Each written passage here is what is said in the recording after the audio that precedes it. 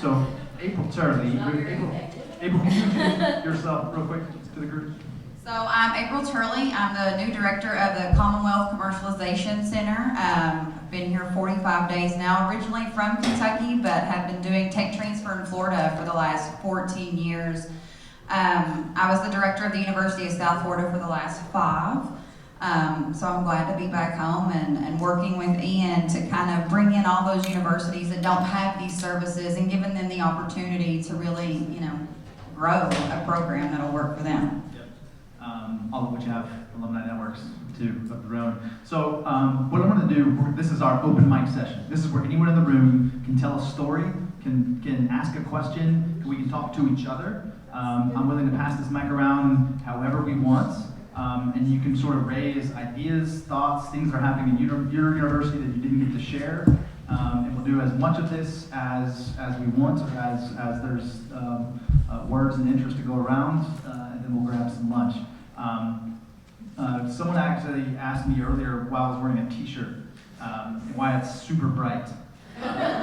So I actually failed to sort of do this. I was getting dressed this morning and I said I'm going to be, with symbolism, I'm going to show kind of the intersection of these two things. This shirt is actually a startup Lex t-shirt, which is sort of the Lexington entrepreneurship community of which we're a significant part. And we have people within our office that help coach and mentor and work with and advise not just UK startups, but actually Lexington startups, but also because a lot of those startups are alumni, frankly, or are connected to alumni, or the investment community here that we help to coordinate in the Bluegrass Angels are alumni. And so that's a big part. But I'm also wearing my philanthropy pen. I don't know if you guys should be happy. My Kentucky Cans pen also, right? So that's just my symbolism of the two together working. Because a lot of those people out there in that community, in the entrepreneurship community, a part of that angel network, et cetera, are also very important in this campaign too.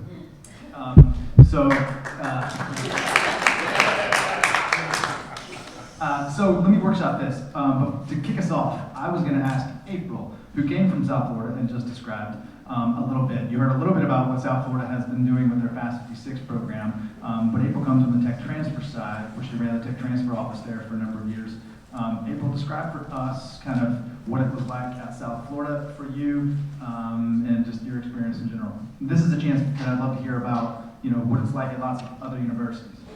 Well, I actually believe when Tanya was looking into the Fast 56 at USF, you two had asked me a question. We were at a conference last fall, and the question was, what was your involvement in this? And I laughed and said, I didn't have any involvement in it.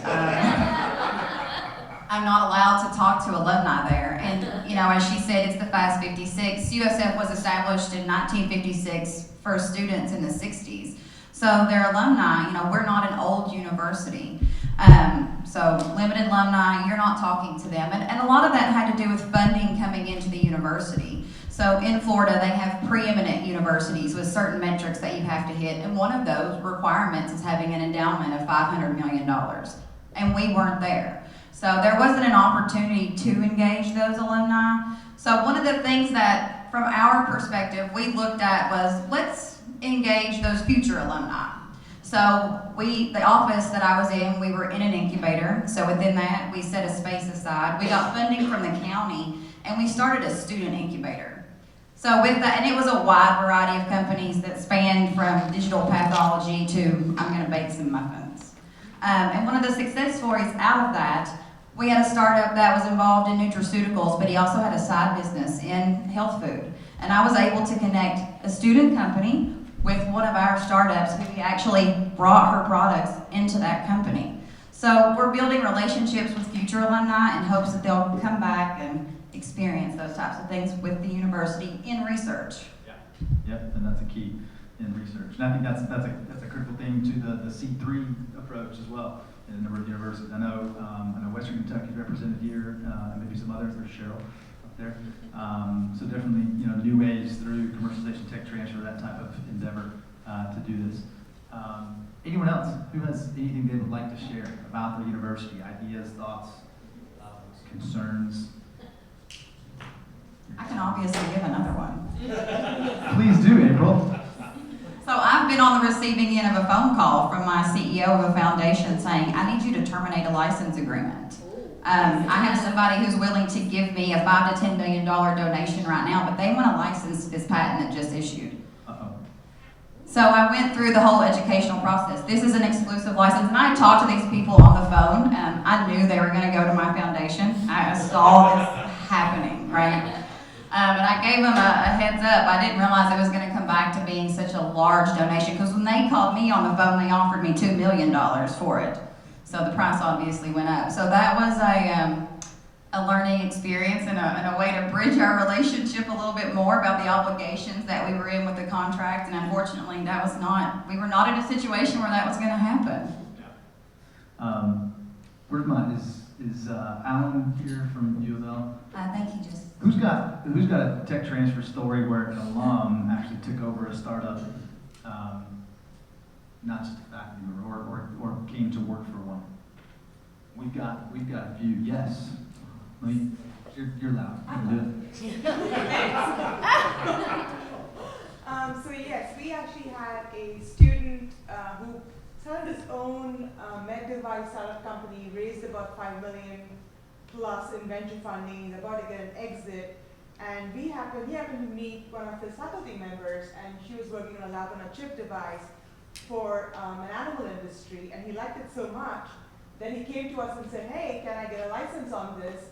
And so we were working with him, and we have a license, and it's in the animal space with the end goal of actually getting back to human, but getting anything into the animal space is much easier. And he's then going to be sponsoring quite some research into the lab of the faculty member. Yeah. And so it's an alum who just literally walked through the doors and saw something like this and came by. We wish we had more stories to tell, but that's about the only one. Yeah. Good. Any others? I'll tell you one. So we have, this is common, or maybe a increased practice for the tech transfer, is to try to build teams around your spin-out startups that are at first led by a postdoc, which we can count as alum, right, of the university as well. Certainly part of our community that's spending a significant amount of time here and go off. Well, certainly postdocs are often a first point of person to take over some of these startups, at least as you go out for SBIR grants and things like that. And then they're some of their first hires, especially for some of our companies we've had that have flourished and hired and created jobs here in Lexington. Some of their first hires were graduate students of theirs that worked with them and then went out and took some of that on. And I think that's a really neat practice that we can proliferate. Because then they go on, and sometimes those startup companies don't survive.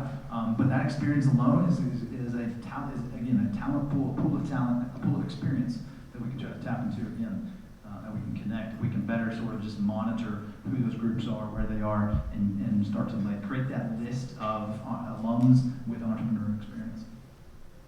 Any other thoughts or ideas? Or we're just hungry? I hate standing between people and food. I know.